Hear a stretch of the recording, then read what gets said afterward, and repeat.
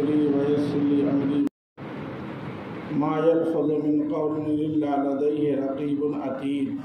صدق اللہ العظیم۔ انسان زبان سے جو کچھ نکالتا ہے، زبان سے جو کچھ بھی بولتا ہے، اس کے سلسلے میں اللہ نے یہ واضح فرمایا کہ بول زبان سے نکلا نہیں کہ فرشتوں نے لکھا نہیں۔ ما یلفظ من قول الا لدیہ رقیب عتید، بندہ جو کوئی بھی جملہ، الفاظ، بات چیت اپنی زبان سے نکالتا ہے،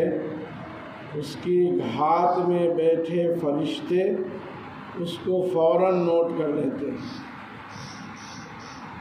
جسم کے اندر یہ زبان بڑی قیمتی چیز ہے، بڑے نفع کی چیز ہے۔ جسم کے تو ہر اعضاء بڑے قیمتی ہیں، لیکن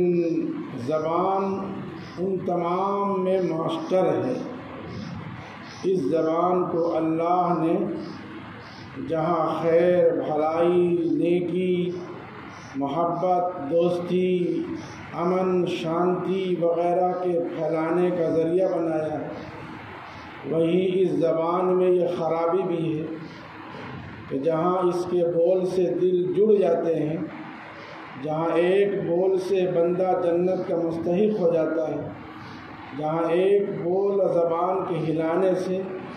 بندہ کے نامہ اعمال میں کروڑوں نیکیاں لکھی دی جاتی ہیں، وہی اس زبان میں خرابی یہ ہے کہ ہلکے بول پر انسان کافر ہو جاتا ہے۔ معمولی سی زبان کے پھسلنے پر انسان ایمان سے نکل جاتا ہے۔ معمولی سی غفلت میں زبان سے ایسا جملہ نکل جاتا ہے جس سے بیوی بھی نکاح سے نکل جاتی ہے، گھر میں ہنگامہ ہو جاتا ہے، بیوی مطلقہ ہو جاتی ہے۔ اسی زبان سے بعض جملہ ایسا نکلتا ہے جو انسان کے دل میں تیر سے زیادہ زخمی کرتا ہے، جو انسان کے دل کو تیر سے زیادہ زخمی کرتا ہے۔ اس لیے اللہ رب العالمین نے جہاں زبان کی تعریف فرمائی قرآن مجید میں، اور اس زبان کے بارے میں محتاط رہنے کا حکم فرمایا، اور یہ فرمایا ما یلفظ من قول الا لدیہ رقیب عتید، کہ جو جملہ، جو بات اپنی زبان سے نکالتا ہے، ہمارے فرشتے جو اس کی طاق میں بیٹھے رہتے ہیں فوراً اس کے جملے کو لکھ لیتے ہیں۔ حضور علیہ السلام، لاکھوں لاکھ درود ہو ہمارے نبی پر۔ حضور صلی اللہ علیہ وسلم نے فرمایا، کبھی انسان ایک ایسا جملہ بول دیتا ہے کہ وہ جملہ اللہ کے نزدیک اتنا بھاری، اتنا وزنی اور اتنا قیمتی اور اتنا محبوب ہوتا ہے کہ وہ فرش سے عرش تک پہنچا دیا جاتا ہے۔ کبھی انسان اپنے زبان سے ایسا ہلکا جملہ نکال دیتا ہے کہ عرش سے فرش پر گر جاتا ہے۔ شیطان بھی اس کے جملے پر افسوس کرتا ہے، اتنا گھٹیا جملہ تو ہم بھی نہیں بول سکتے۔ اس لیے زبان سے گالی بکنا، زبان سے چغلی کرنا، زبان سے برائی بیان کرنا، زبان سے کسی پر بہتان لگانا، زبان سے کسی پر الزام لگانا، اور اسی زبان سے کسی کی پیٹھ پیچھے برائی کرنا، یہ سب اس زبان کی کھیتیاں ہیں جو بری کھیتی ہے، جو ببول کے کانٹے سے زیادہ زہریلے کانٹے ہیں اس کے۔ اگر اس زبان سے انسان اگر کسی پر کوئی الزام لگا دیتا ہے،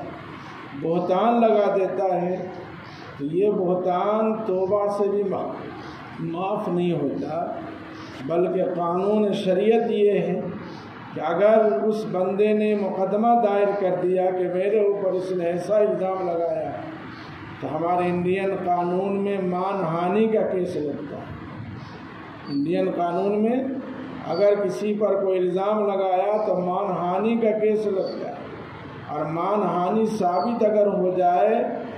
تو مان ہانی کی سزا میں جو جرمانہ ہے وہ 10 کروڑ ہے۔ مان ہانی کی سزا ثابت ہو جائے تو 10 کروڑ روپیہ اس کی عزت پر کیچڑ اچھالنے کی سزا میں دی جائے گی اور جیل الگ بھیجا جائے گا۔ لیکن شریعت میں یہ ہے کہ اگر کسی نے کسی پر الزام لگایا تو اس پر قاضی جلاد کو حکم یہ دے گا کہ چمڑے کے سوٹے سے اس الزام لگانے والے کو 80 کوڑا مارے۔ وہ کوڑا جو گھوڑے کو ہانکنے کے لیے استعمال کیا جاتا ہے، وہ کوڑا جو ہاتھیوں کو ہانکنے کے لیے استعمال کیا جاتا ہے، اس کوڑے سے جج اور قاضی اس بات کا حکم دے گا کہ یہ الزام لگانے والے پر 80 کوڑے مارو۔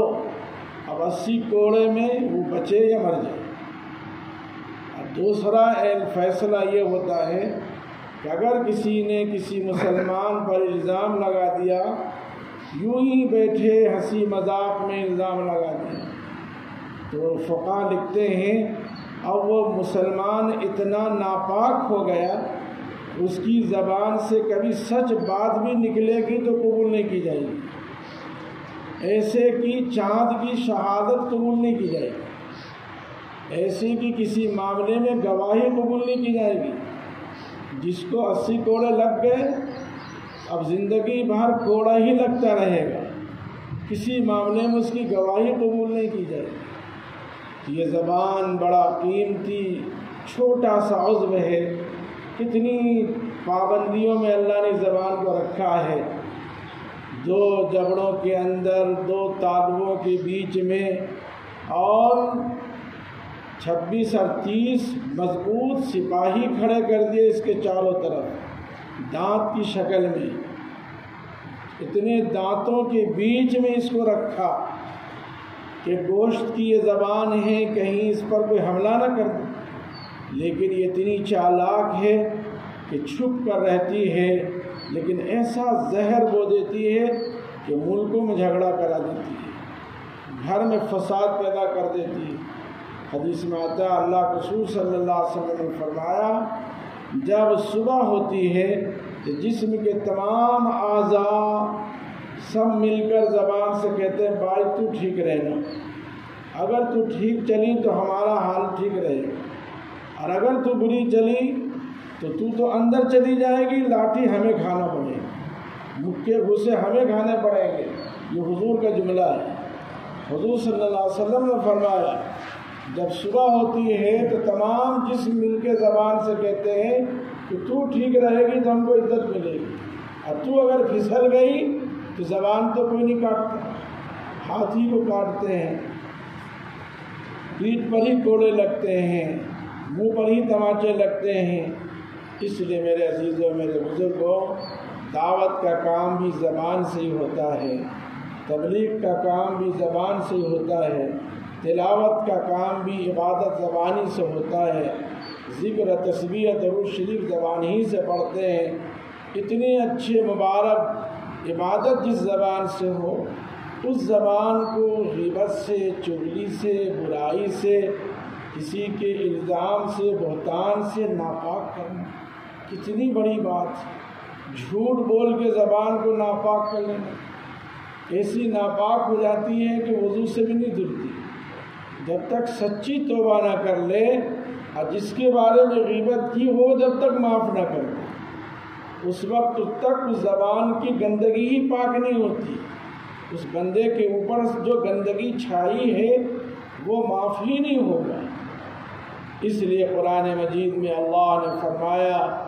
کئی جگہوں پر اس زبان کی تاکید فرمائی کہ وہ لوگوں اپنے زبان کو احتیاط سے رکھیں۔ رمضان کے مہینے میں اللہ کے فضل سے اللہ کے رسول نے ہماری زبان پر کنٹرول کر دیا، گالی بکنے سے ہم رک گئے، غیبت سے رک گئے، برائی سے رک گئے۔ اللہ کرے زندگی بھر ہم اس عمل پر قائم رہیں۔ اللہ پاک ہم سب کو صحیح عمل کی توفیق عطا فرمائے۔